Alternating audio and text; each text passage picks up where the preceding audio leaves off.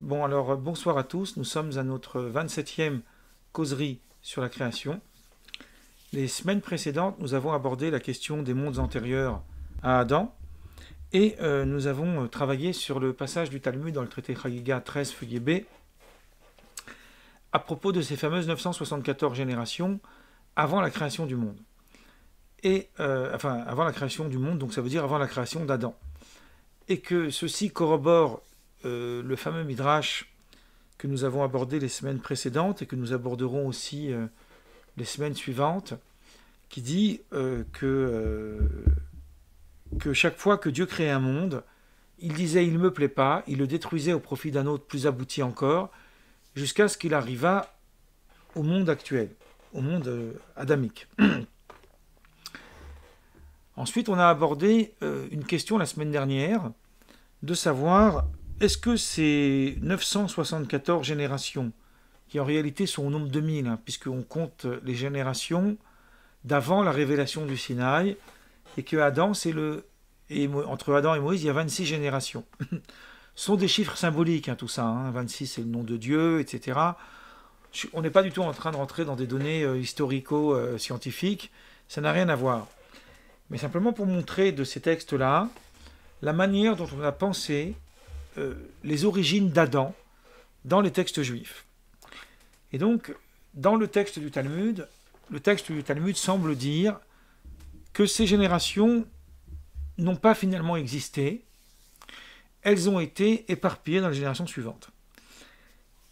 La semaine dernière, on a longuement développé ce sujet-là, et on a montré, à partir de différents textes et différentes analyses, que non, qu'il s'agit bien de générations qui, d'un point de vue des textes, ont existé avant Adam. Donc il s'agit bien d'une notion de temps, hein, selon un calcul très précis des générations. Et on a cité plusieurs textes qui corroborent ça. Et notre conclusion a été de dire qu'il y a une différence entre la pensée et l'action. C'est-à-dire que avant Adam, si on fait une comparaison entre les êtres créés avant Adam avec les êtres créés après Adam, on est en réalité dans la même distinction qui existe entre la pensée et l'acte. Quelle différence y a-t-il entre la pensée et l'acte? La pensée, c'est une énergie, ce qu'on appelle en hébreu un koach, c'est une force qui permet une action. Si je n'ai pas la pensée, je n'ai pas l'action. L'action, c'est le poël. En hébreu, poël, c'est le verbe. Donc c'est l'action, c'est le fait d'agir. La péoula, c'est une action. Et donc, Adam réalise, concrétise le plan divin. Voilà la manière dont on a un petit peu expliqué les choses la semaine dernière. On va poursuivre sur ce sujet en apportant un petit panel de quelques écrits des textes rabbiniques qui ont pensé ces idées bien avant les découvertes scientifiques, etc. Je voudrais quand même faire cette mise au point parce qu'elle me semble absolument fondamentale pour qu'on comprenne bien. Je l'avais déjà dit lors de mes 2-3 premières causeries, on peut toujours les retrouver sur YouTube maintenant qu'il y a une playlist. C'est que personnellement, je rejette ce qu'on appelle le concordisme. C'est-à-dire l'idée de dire, voilà, la science dit quelque chose, les textes disent la même chose, et on fait des parallèles pour montrer que la Torah avait un énoncé scientifique avant même qu'on ait fait les découvertes. Bon. Je trouve cette méthode extrêmement limitée, et elle ne restitue pas le cœur du texte. En revanche, tel que je l'ai expliqué, moi j'aborde la question sous l'angle halachique, c'est-à-dire sous l'angle d'un point de vue d'une réflexion à partir du dogme. Qu'est-ce que dit la Torah lorsqu'elle parle d'un monde créé en 6 jours et qu'Adam se repose le 7e? Et pour ça, il faut comprendre ces notions à partir de leur cohérence interne. Et à partir de là, il n'y a plus lieu de mettre en contradiction ou mettre même en conformité, on va dire, la Torah et la science, puisque ce n'est pas le sujet.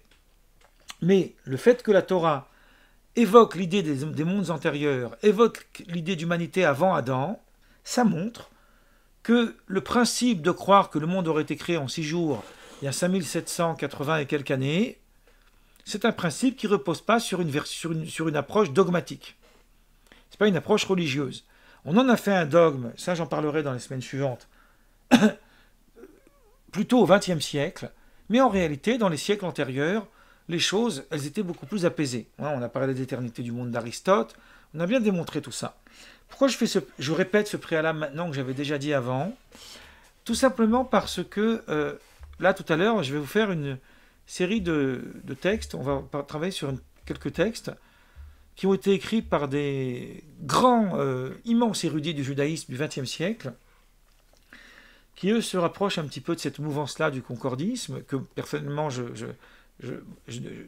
prends des distances, mais c'est intéressant de voir la manière dont ils ont articulé les choses. Donc, si vous voulez, cette ambiguïté entre ce passage du Talmud qui parle d'un monde qui aurait dû exister mais qui finalement ne l'a pas été, avec d'autres textes qui parlent de générations concrètes, d'une humanité réelle, et on verra, même dans les semaines suivantes, d'autres exemples qui vont encore plus nous faire comprendre cette idée, que le Adam d'avant Adam n'était pas un Adam réalisé. Ces idées-là se retrouvent corroborées dans différents textes du Midrash. On avait cité le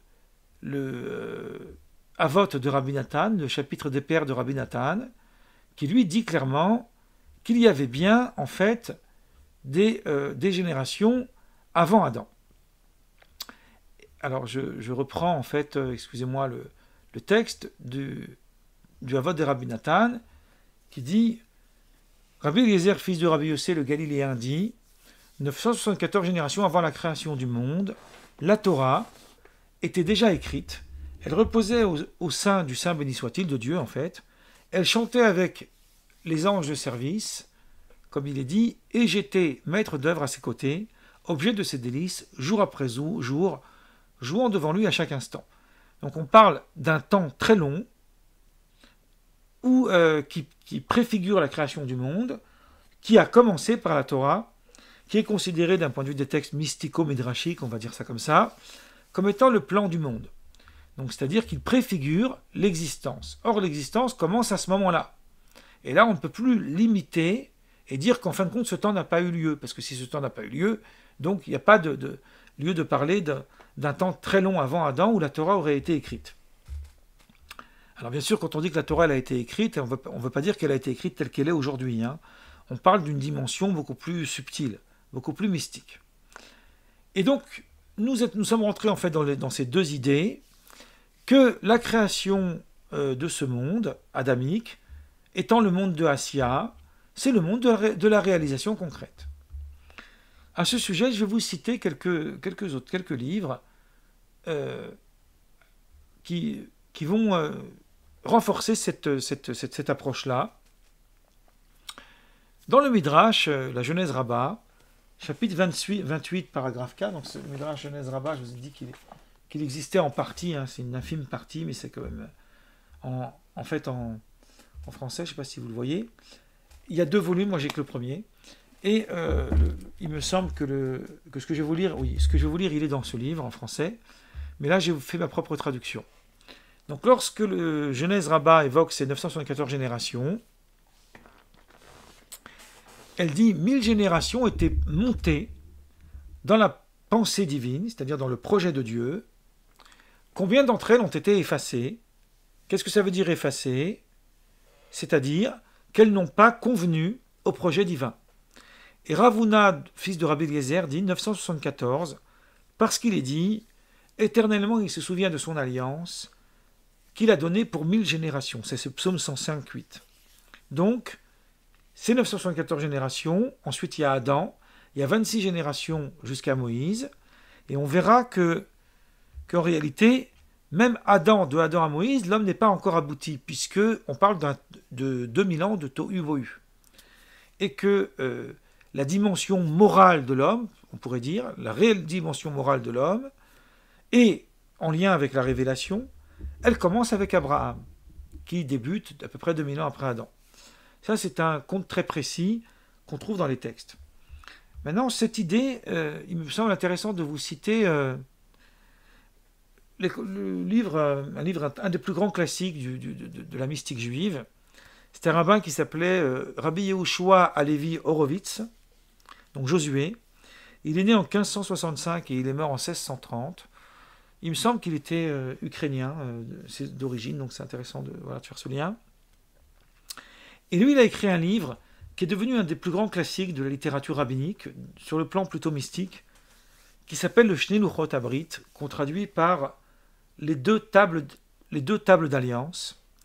Il y a une partie qui s'appelle la généalogie d'Adam, dans la maison de David. Voilà, c'est comme ça qu'il a des noms un peu comme ça étranges, sorte de termes mystiques sur les chapitres de ses livres. Et lui, il dit il fait une analogie que je trouve extrêmement intéressante entre les 974 générations avant Adam et les générations d'après. Il dit qu'il faut comparer ça à l'écorce du fruit. Il y a un fruit, le fruit il est bon, il est consommable, il est bon à manger, il est doux, etc. Autour, il a une écorce. L'écorce, elle est médiocre, elle n'est pas comestible, comme une orange par exemple, ou des noix. On pourrait imaginer les noix, c'est encore mieux.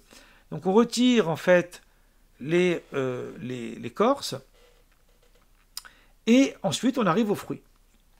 Donc il dit, c'est comme ça qu'il faut comprendre cette notion de 974 générations qui précèdent Adam.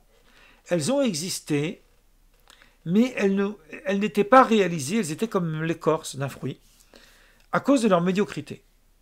Et c'est pour cela qu'elles ont été détruites, faisant place au meilleur du fruit. Ça, c'est le monde adamique.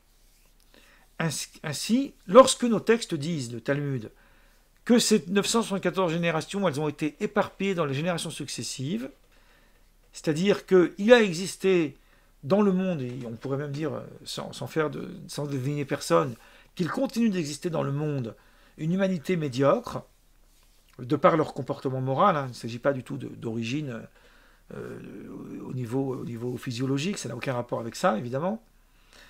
Donc lorsque nous disons qu'elles ont été éparpillées dans les générations successives, là aussi c'est une analogie au fruit qui contient en lui, à l'intérieur même du fruit comestible, des parties non comestibles, comme par exemple l'orange, qui a des petites lamelles qu'il faut enlever, même une fois qu'on l'a épluché. À l'instar du raisin, par exemple, qui après avoir été débarrassé de ses dépôts, donnera de quoi produire le meilleur vin. C'est lui qui donne qui fait cette analogie avec le vin.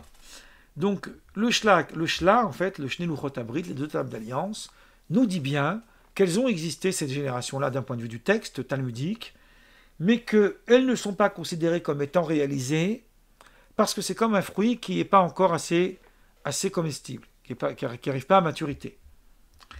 On trouve un autre texte que j'avais déjà mentionné, d'un rabbin de plus haut encore du Moyen-Âge, Rabbeinu Bachya, un kabbaliste, qui lui dit que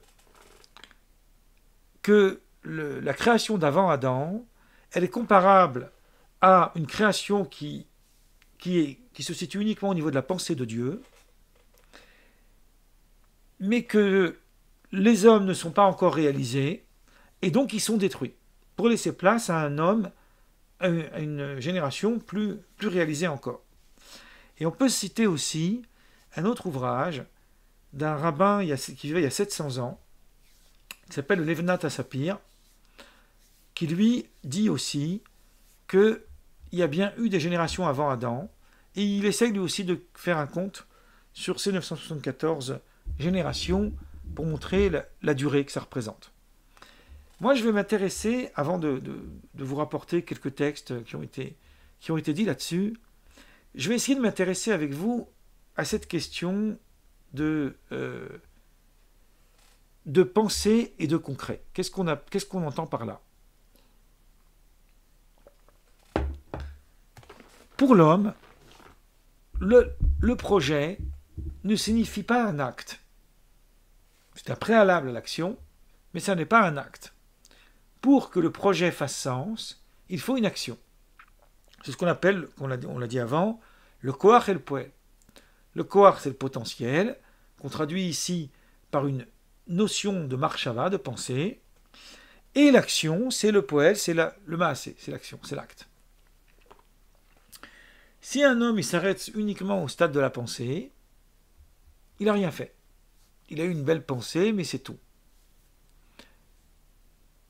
En revanche, l'action, c'est elle qui concrétise la pensée précédente. Donc il ne peut pas y avoir d'action sans pensée, à moins d'être inconscient. D'ailleurs, c'est ça le terme de l'inconscient. Mais en revanche, il peut y avoir une pensée sans action. Pour Dieu, dans le contexte divin, alors on n'est pas ici dans un domaine de croyance, on est dans un domaine de réflexion sur le concept, sur cette idée de Dieu, le Dieu qui vient à l'idée, pour paraphraser Lévinas.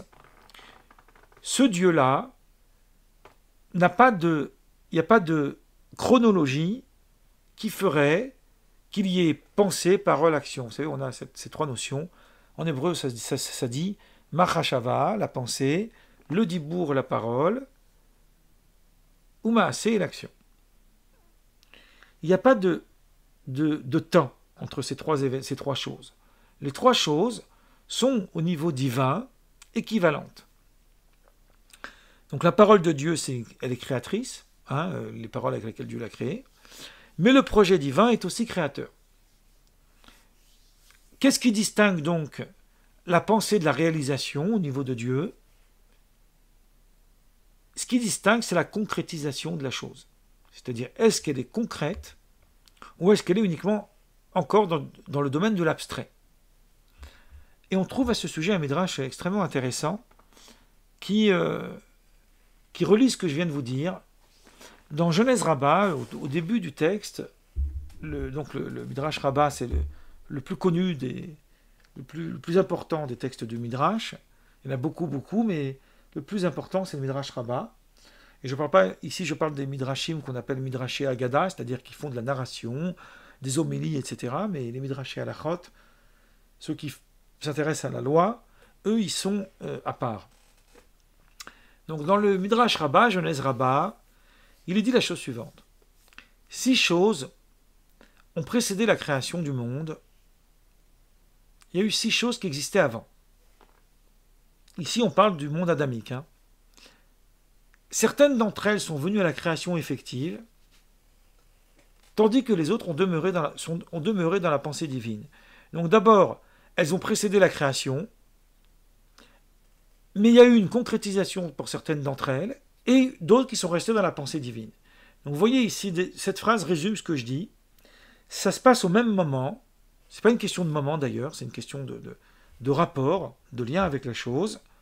Et il y a une pensée et une action qui se concrétisent ou qui restent dans le domaine de la pensée. Par rapport à ce qui a été concrètement créé avant, le Midrash nous dit qu'il y avait la Torah. Donc la Torah, on l'a déjà dit, elle précédait le monde. On imagine, en fait c'est une métaphore, quel est le plan du monde. Il y avait le trône céleste, le trône divin. On avait cité il y a quelques séances un texte du Midrash, que c'est à partir du trône céleste, de la nappe, la cape qu'il y avait dessus, que Dieu a créé les cieux et la terre. Donc c'était un petit peu dans une démonstration en lien avec le sujet de Ex Nihilo. Donc ça, c'était les choses qui étaient avant. Et les choses qui ont été pensées, mais qui sont arrivées plus tard, c'est les patriarches, qui sont le symbole d'Israël, puisque Israël, c'est le peuple descendant des 3 patriarches, Abraham, Isaac et Jacob. Donc Israël, qui est la réalisation des patriarches, le temple et le Messie. Toutes ces dimensions-là, en réalité, ont un rapport à l'universel, puisque le Messie, c'est la réalisation concrète du projet divin pour toute l'humanité. Mais au départ, ça passe par ce chemin. Donc, ces idées-là, elles existaient avant en tant que projet. Ça, c'est ce que dit le Midrash. Sachant qu'il n'y a pas de chronologie chez Dieu, on l'a déjà dit avant, donc ce qui est présent dans la pensée a valeur d'existence réelle. Sauf qu'il n'y a pas de concrétisation. Pourquoi? Parce que la réalisation ne se concrétise pas sur le plan adamique. Or, le monde créé, sa réalisation concerne l'Adam. C'est-à-dire, nous ne parlons pas d'un point de vue divin, mais d'un point de vue humain. Or, d'un point de vue humain, seule la réalisation concrète de l'œuvre concrétise le projet initial. Et donc maintenant, on va comprendre que la Torah, elle était avant le monde parce qu'il fallait qu'elle existe pour que le monde soit. Hein, ça, c'est le point de vue du Midrash. Que le trône céleste, c'est la royauté divine. Or, la royauté divine n'existe que si le monde est là, puisque s'il n'y a pas de monde, il n'y a pas de royauté. Donc c'est une chose qui existe, mais qui va donner naissance à une réalité concrète plus tard. Et lorsqu'on parle du temple, d'Israël et du Messie, on est dans une notion très abstraite, on est dans quelque chose qui renvoie qui ne dépend pas que de Dieu, mais qui dépend de l'homme. C'est-à-dire, il y a le projet divin, et la réalisation du projet divin dépend de l'effort humain. Si l'homme ne contribue pas, c'est pour ça que l'homme est un associé de Dieu d'un point de vue des textes, s'il ne contribue pas à la réalisation de l'œuvre divine, le monde ne peut pas subsister, ne peut pas exister. C'est ce qui permet d'expliquer un autre passage du Talmud assez intéressant qui nous dit « Les œuvres des justes sont plus importantes que celles de créer le ciel et la terre. » La création du monde, elle est divine, elle est d'ordre divine, tandis que les œuvres des justes, qu'est-ce que c'est? C'est les œuvres humaines. Et il y a un verset d'Isaïe dans le chapitre 18 qui nous dit « Ma main a fondé la terre, ma droite a étendu les cieux. » Ma main a fondé la terre, ma droite a étendu les cieux. Donc, une main pour la terre et une main pour le ciel. C'est une métaphore. Dieu, il n'a pas de main, mais c'est une façon de parler. Donc, le monde, il a été créé, chaque partie du monde a été créée avec une seule main. Alors qu'à propos de l'œuvre des justes, il est dit « Au lieu que tu as préparé pour ta demeure, Dieu, au sanctuaire du Seigneur, que tes mains au pluriel ont fondé. » Exode 15, 17. Donc, qu'est-ce que c'est l'œuvre des justes? Cette fois-ci, c'est les deux mains de Dieu. On pourrait symboliser la chose de cette manière-là en disant qu'une main, c'est la pensée, et la deuxième main, c'est la réalisation concrète. Donc, lorsqu'il s'agit des choses qui préfigurent la création, elles ont été créées potentiellement pour un but de réalisation, mais elles ne sont pas encore dans l'action du projet, alors là, on a une seule main. En revanche, lorsqu'il est question d'une contribution entre Dieu et l'homme dans le parachèvement de l'œuvre divine, cette notion de l'Ahasot, c'est-à-dire ce monde de l'action, ce que les kabbalistes appellent le monde de Asya, là, effectivement, il faut les deux mains. C'est pour ça que l'œuvre des justes est plus importante que l'œuvre de Dieu. Pourquoi? Parce que ce sont les justes qui permettent la réalisation concrète du projet divin. Alors, on pourrait dire que c'est comme ça que Dieu l'a conçu. Hein, le texte du Midrash le dira de cette façon-là. Donc il dira que Dieu a conçu que le monde adamique ne soit pas un monde où l'homme n'est pas partie prenante. L'humain est partie prenante. On va beaucoup parler de ça l'année prochaine quand on va faire une réflexion sur l'anthropologie de l'homme. Donc Dieu dans la pensée, l'homme est partie prenante de cette œuvre. Donc pour qu'elle devienne concrète, pour qu'elle introduise, d'un point de vue kabbalistique, le monde de Asya, le monde de la réalisation concrète, il faut la contribution de Adam. Et donc, la contribution d'Adam, qu'est-ce que ça signifie? Ça signifie qu'il ne pouvait pas y avoir de capacité humaine, je voulais dire dans l'humain, avant Adam, pour réaliser l'œuvre du monde. C'est ça la distinction. C'est pour ça qu'on compare la pensée à l'acte. On verra dans beaucoup de choses qu'on va aborder les semaines suivantes, parce qu'il y a encore des choses à dire là-dessus, sur la problématique justement des deux Adam. Ça, j'y reviendrai Pour l'instant, je laisse ça en suspens. On va prendre juste le règne adamique tel qu'il est, tel qu'on le comprend a priori, et on va imaginer que les générations, les humanités qui avaient avant Adam, c'était en réalité des humanités qui n'avaient pas de destin. Rappelez-vous, on avait cité du Maral de Prague, qu'il n'y a pas de lien de causalité entre le passé, le présent et le futur. Ce sont des notions qui ne cohabitent pas. Elles sont isolées l'une de l'autre. Il n'y a pas de conscience de l'histoire. Avec Adam, c'est peut-être d'ailleurs une des raisons pourquoi le monde commence avec la faute. Je parlerai beaucoup l'année prochaine de ça. Parce que justement, la faute, c'est un passé. C'est-à-dire que ça commence avec un récit, avec une réalisation. Et d'ailleurs, la naissance du peuple juif, après Abraham, commence avant la révélation du Sinaï, pareil, avec un récit. La descente dans l'esclavage en Égypte. Donc autrement dit, il y a quelque chose ici qui fait que le déroulement de l'histoire déplie un projet initial de la divinité, un projet divin initial. Cette capacité, elle n'a été donnée à l'homme qu'une fois réalisée, en tant qu'Adam, et pas avant Adam. Voilà pourquoi on nous parle de potentiel. On ne parle pas de potentiel pour dire qu'elles n'ont pas eu lieu au niveau de la durée, elles ont bien eu lieu au niveau de la durée, simplement, c'est une réalisation qui n'a pas été concrète, qui n'a pas été réalisée concrètement. Il y a un très beau texte dans le Talmud, dans le traité Psachim, qui nous dit, je vais vous lire ce texte, c'est un texte assez amusant.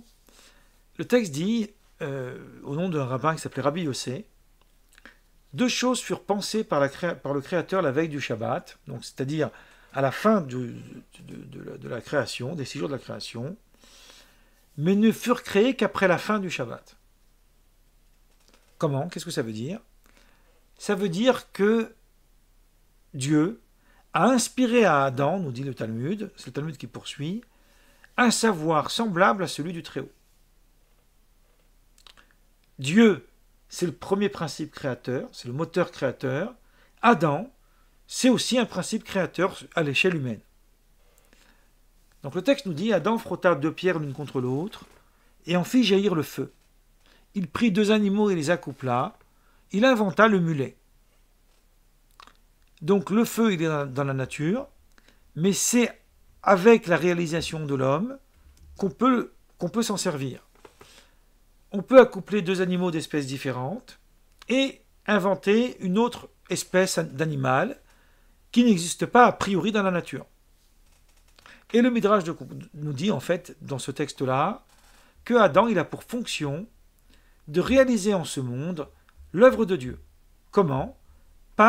En inventant des choses qui parfois même contournent la création, là, même dans des questions d'ordre écologique, mais ce n'est pas du tout mon sujet ici, mais simplement pour montrer qu'il y a une réalisation concrète dans le processus adamique. Alors moi je vous avais dit avant de conclure que je vous citerai quelques textes intéressants qui sont des textes, comme j'ai dit avant, auxquels moi je n'adhère pas à cette apologie, mais je trouve ça très intéressant.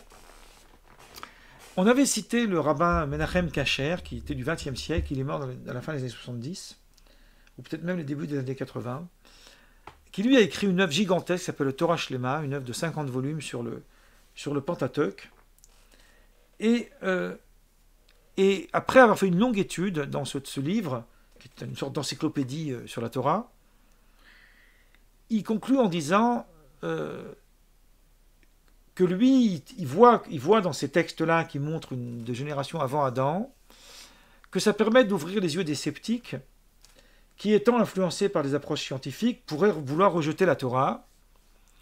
Alors encore une fois, je vous dis, moi je vais sur des œufs, hein, mais simplement, ce sont des rabbins sur lesquels on ne peut pas soupçonner de ne pas avoir compris les textes.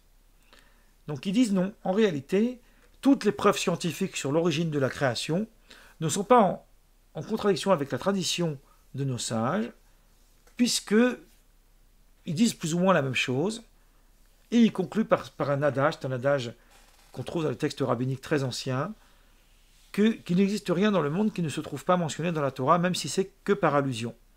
En araméen, ça dit « Lika milta delor misa beoraita ». Ce texte est un texte apologétique, évidemment, mais il a au moins le mérite de pointer ce que j'essaye de dire, qu'il y a bien, d'un point de vue du texte lui-même, une place à montrer qu'il pouvait y avoir des générations avant Adam. Ensuite, il y a un autre texte que je peux vous citer d'un rabbin allemand. Lui, il est du 19e siècle, donc c'est vraiment le siècle de l'archéologie, le siècle où on a commencé la critique biblique, qui s'appelle Shimshon Raphael Hirsch. Cet homme, il est le père fondateur de ce qu'on appelle la moderne orthodoxie, pour ceux qui savent un peu ce que c'est. C'est-à-dire, ce n'est pas le judaïsme libéral, mais c'est le judaïsme orthodoxe qui s'ouvre au monde, qui essaye de s'émanciper. Et lui, Shimshon Raphael Hirsch, était quelqu'un qui combattait la réforme, parce qu'il pensait qu'on n'a pas besoin de réformer la religion pour être partie prenante dans le monde et dans la citoyenneté. Et voilà ce qu'il dit. Je vous traduis un texte de son propre livre. Même après les découvertes scientifiques et géologiques qui font remonter l'origine du monde à des millions d'années, la Torah ne peut être ébranlée. Et ce, même si la science pouvait, au lieu d'hypothèses, apporter des certitudes.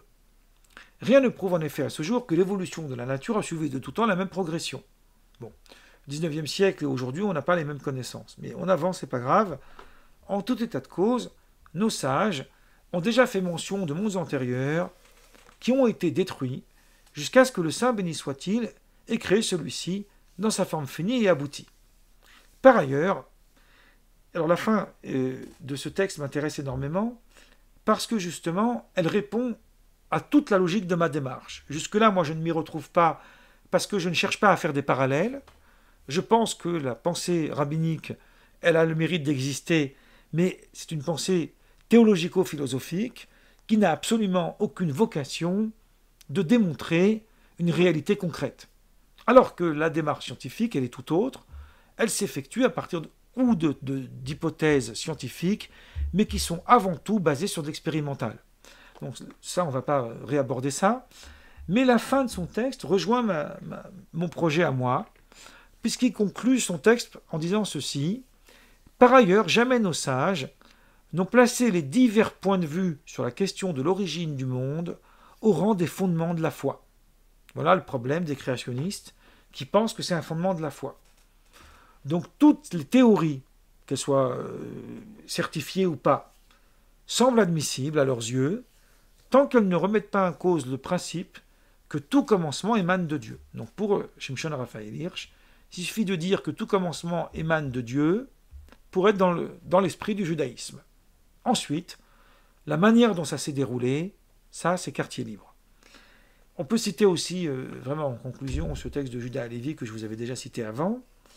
Donc lui, il est du 12e siècle, enfin 12e siècle, pardon, dans le Kuzari, c'est un livre en français que j'ai déjà cité, et qui lui nous dit, en fait, à propos de l'éternité du monde, que le dogme de la Torah, je ne vais pas vous relire ce texte qu'on a déjà vu, implique simplement de penser que le monde adamique émane de cette lignée d'Adam à Noé. Mais considérer qu'il peut y avoir des mondes antérieurs, qu'il peut y avoir des humanités avant, ou même une matière première qui préexiste l'œuvre de la création de Dieu, ça n'a absolument pas d'incidence d'un point de vue de la foi. Voilà en gros ce que je voulais vous dire. Maintenant, la semaine prochaine, jeudi prochain, on va aborder une autre thématique, mais qui est très proche de celle-ci.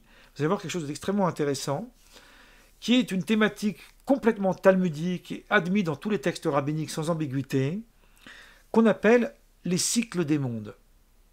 Et nous verrons que nous vivons un cycle. Il y a une sorte de calcul assez intéressant pour savoir exactement dans quel cycle nous nous trouvons. Vous voyez, ce sont des découvertes assez intéressantes à aborder. Donc là, moi, pour le moment, je vais arrêter l'enregistrement.